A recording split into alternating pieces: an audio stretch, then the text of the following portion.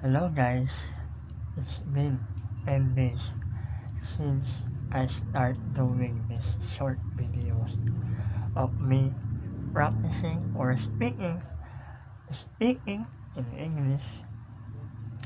I want to learn how to pronounce English properly.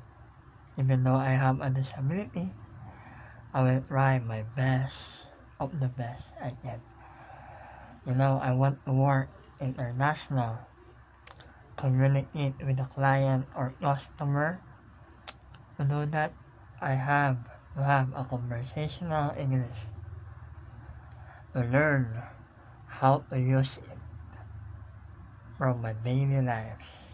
Yeah. But I choose to practice my English by making these short videos.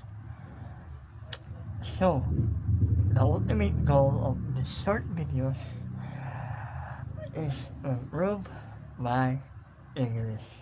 Yeah, you got it right. To improve my English. So, yeah, I think I'm improved a little bit. What do you think? Do you think I can communicate with the client? Sometimes I speak a little faster than this, and I think people won't understand me when I do that.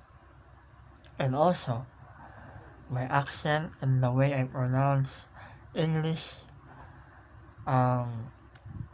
is a little different because of my disability. I'm having a hard time to pronounce some words like letter S before I can pronounce that letter S. I want to have a confidence to speak clearly,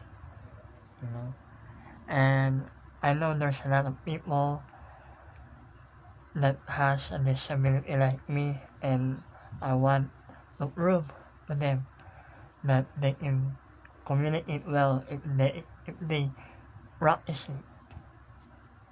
That's all. I hope you're having fun, you're doing good. Anyway, thank you for watching this video. Please comment down below and subscribe. Thank you. Bye-bye.